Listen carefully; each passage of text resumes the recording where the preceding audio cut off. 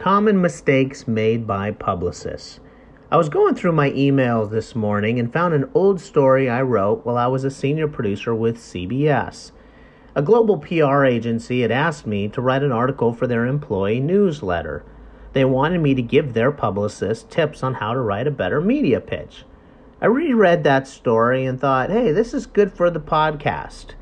Here's some advice that I laid out in that newsletter for those publicists. Common mistakes made by publicists. Every morning when I log into my computer, I have about 100 new emails from publicists trying to get their client on the next local newscast.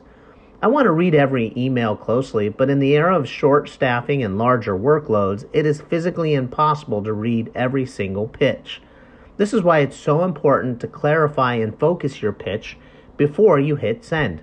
Publicists have seconds to make a lasting impression with the media. And if your email doesn't catch the eye, there's zero chance of getting on the newscast. There is no official right or wrong way to draft a press release, but there are definitely do's and don'ts. Here are a few of the biggest mistakes I see publicists make with their press releases time and time again. 1. Publicists try to cram everything into one press release. A press release has a purpose. It is to alert the media to your story idea, not a time to make the hard sell. Your press release should not encompass every single fact and angle for the story, and it should never be more than one page. Think white is good. The release is merely the first step towards getting you on the newscast or in the local papers. Many publicists make the mistake of trying to cram everything into one page. As a result, the release loses focus. It doesn't make sense. It has no clarity. So when you're writing your press release, make sure it is tight. Look for interesting angles, ways to tease your story and pique the reporter or producer's interest. If the journalist finds your story interesting, trust me, he will follow up with you and ask for those facts that you initially left out of the press release. Mistake 2. Publicists pitch evergreen story ideas. It's hard to fathom how so many people pitching the media forget the basics of news. People watch the news and read the newspapers because they want to find out what is, quote, new.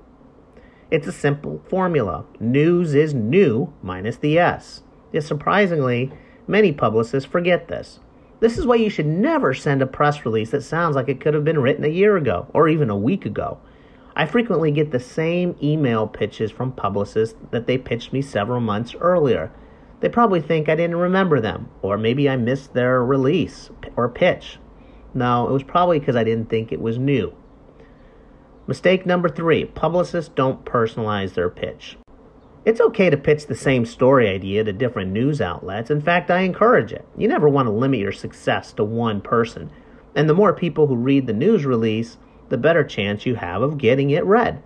However, I am not a fan of massive email blasts. It's just another form of spam and usually gets filtered into my junk box.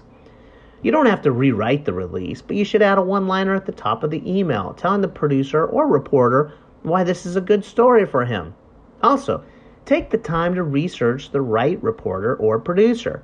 If you're pitching a consumer story idea or anything that involves money, send it to the consumer reporter or producer. Likewise, if you're pitching a story on a restaurant, find the food critic. It's common sense, but surprisingly, I get pitches from sports and entertainment. I understand how difficult it is to get the media's attention. I've called some of my own friends in the media, and I don't get a call back.